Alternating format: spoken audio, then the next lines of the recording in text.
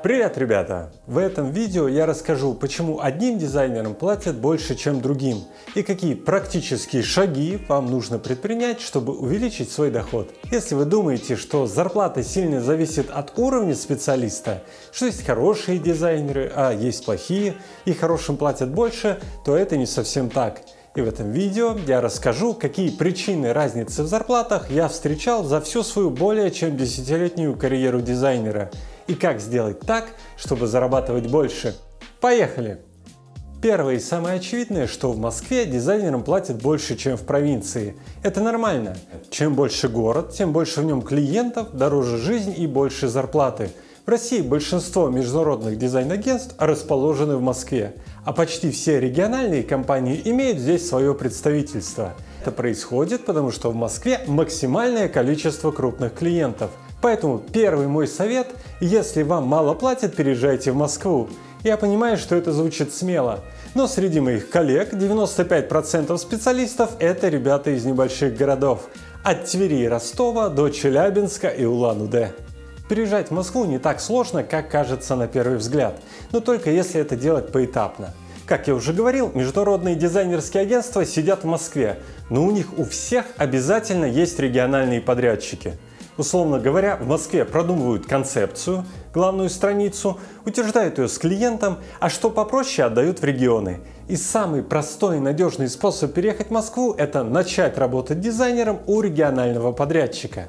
Москва не конечный пункт этого путешествия. Ребята, которые уже здесь, следуя этому совету, едут дальше – в Дубай, в Калифорнию или даже в Австралию. Секрет этого способа простой. Если вы хорошо работаете, компаниям выгодно продвигать именно вас, когда речь заходит о нехватке людей в московском офисе, а не брать новых людей с улицы. Второй способ переехать в Москву – это знакомиться с людьми, которые принимают решения на всяческих дизайн-мероприятиях. Сейчас их огромное количество, и в том числе в регионах. Ссылочку на календарь я оставлю в описании. Я таким способом работы никогда не искал. Возможно, мне просто не хватает смелости. Я больше люблю письма. Но множество моих знакомых именно так и переехали в Москву. Способ третий – самый дерзкий. Я бы никогда не поверил, что так можно, если бы не работал с этим человеком за одним столом. Парень из Сибири просто приехал в Москву и начал ходить по студиям, знакомиться. Начал он со студии Лебедева, но там, видимо, не хватило уровня, а в международное агентство, где я работал, хватило. И вот человек, который еще вчера мечтал зарабатывать, продавая пирожки на вокзалах, сидит с нами и делает сайты для банков. Удивительная история, правда, с плохим концом, но сегодня не об этом. Следующий способ увеличения зарплаты – это выбрать правильное направление дизайна. Мы уже обсуждали, что те, кто делают красиво, например, рисуют иллюстрации или занимаются 3D, зарабатывают меньше, чем те, кто увеличивает доход своих работодателей, то есть увеличивает конверсию. Конечно, из этого правила есть пара исключений, которые вы с легкостью можете найти сами. Где покрас? Тот же покрас лампас, но исключение только подтверждает правило. Статистика показывает, что меньше всего зарабатывают специалисты на все руки, которые и в печать могут подготовить, и сайт нарисовать, и буклет сверстать, и баннеры сделать. Такой дизайнер даже в Москве зарабатывает около 50 тысяч рублей в месяц, а в регионах процентов на 30 меньше. Работа таким дизайнером самая дешевая и самая сложная одновременно. Да, так бывает. В этом сегменте чаще всего попадаются неадекватные клиенты, которые сами не знают, что им нужно. На втором месте специалист по печатной продукции. Я не знаю, почему им платят мало. Скорее всего, это связано с тем, что мало кому нужна дорогая полиграфическая продукция, а дизайнеров, которые более-менее умеют ее делать, достаточно много. Часто в типографиях дизайн предлагают бесплатно, бонусом для тех, кто заказал печать. Оговорюсь, что здесь тоже есть исключения. Один мой коллега сделал упор на дорогие буклеты с тиснением, вырубкой и шелкографией, и даже что-то из дерева вырезал. Это приносило ему от 200 тысяч рублей в месяц. На фрилансе, конечно, это не та вакансия, которую легко найти на HeadHunter. Поэтому второй мой совет – обязательно выберите более узкое направление, не надо заниматься всем сразу, и желательно, чтобы это направление приносило прибыль вашему работодателю. Прежде всего это UX и продуктовый дизайн. Но это не значит, что вы не сможете делать красоту на рабочем месте. Я часто встречал ситуацию, когда опытные UX и продуктовые дизайнеры делегировали всякие скучные, но важные для компании вещи, а сами рисовали иллюстрации или анимировали что-нибудь интересное. Следующий вариант увеличения дохода – это выбор правильной компании. И сейчас я объясню, что это значит. Когда речь заходит о дизайне, первое, что приходит в голову, это карамельные картинки с Behance и какие-то крутые анимированные концепции. Таким у нас обычно занимаются в студии Лебедева. Я уже второй раз ее упоминаю. И несмотря на то, что студия очень дорогая и берет от 10 миллионов рублей за проект, дизайнеры зарабатывают там совсем немного, около 70 тысяч рублей в месяц, судя по открытым данным. Но желающих туда попасть очень много, это и понятно, туда идут ради красивой строчки в резюме, но и текучка очень большая. Реально там зарабатывают только арт-директора. И сравните это с обычной зарплатой UI UX дизайнеров в Яндексе, Сбере или Озоне. Это примерно 150-200 тысяч рублей в месяц. Эти крупные компании – клиенты дизайн-агентств, но с некоторых пор для удобства они собирают свои дизайн-команды. И самый простой способ попасть в них – это через дизайн-агентство. Работая в агентстве, вы можете познакомиться с такой крупной компанией и, как говорится, перейти на сторону клиента. Это самый популярный способ. Недавно основатель агентства АИС жаловался, что он не может удержать своих сотрудников, и многие при первой возможности переходят в компании типа Яндекса. Тут дело и в зарплате, и в спокойствии.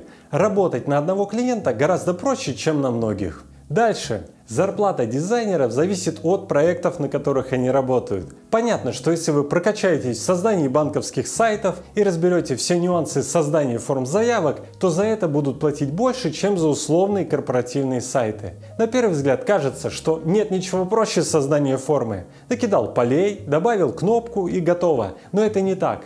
Клиенты платят студиям сотни тысяч рублей за эти формы. Пишите в комментариях, если вам интересна эта тема, я сниму отдельное видео. Итак, с очевидными причинами повышенной зарплаты мы разобрались, но есть и менее очевидные. Например, производительность дизайнера. Многие начинающие специалисты думают, что надо просто делать быстро и быстро применять все комментарии клиента. Но клиент не обязан разбираться в дизайн-процессах. И такая работа может быстро превратиться в какой-то сумбур из справок. Опытный дизайнер может правильно построить работу, разделив ее на этапы.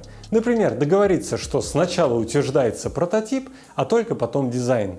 Опытный дизайнер может сразу предупредить о всяческих технических ограничениях конструкторов, CMS и вообще верстки. Вот, например, очень многие клиенты не задумываются об адаптивности дизайна и что эти сайты или приложения будут смотреть с огромного количества устройств. Короче, опытный дизайнер знает, где в будущем может возникнуть проблема, и предотвратить ее, тем самым сэкономив свое время и время клиента, а соответственно увеличив свою производительность. Такой дизайнер зарабатывает больше.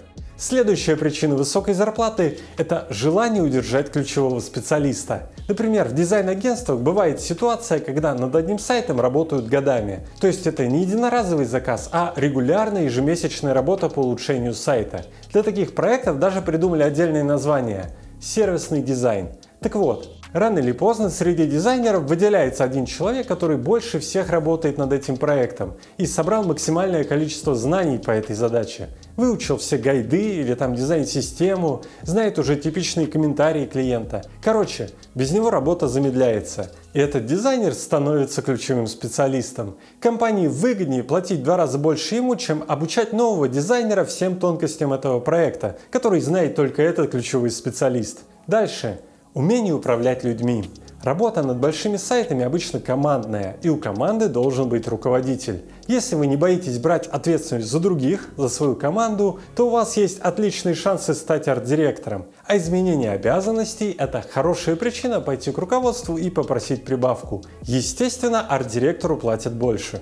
Ну и, пожалуй, ничто так не влияет на зарплату, как смена работы. Я знаю людей, которые годами работают на одном месте и получают небольшие прибавки. И в то же время есть дизайнеры, которые стабильно раз в 2 года, а то и чаще меняют работу. Приходя на новую работу, они уже думают о следующей. То есть, чтобы потом еще больше зарабатывать, здесь они возьмут максимум опыта, отточат свою узкую специализацию и как губка соберут все знания. То есть они не просто приходят поработать и выполнить задачи, а прокачаться. Конечно, если у вас есть четкий план развития и вы регулярно ходите на собеседование, ваша зарплата будет расти значительно быстрее, чем если вы засядете на одном месте. Самый большой рост зарплаты происходит именно при смене работы.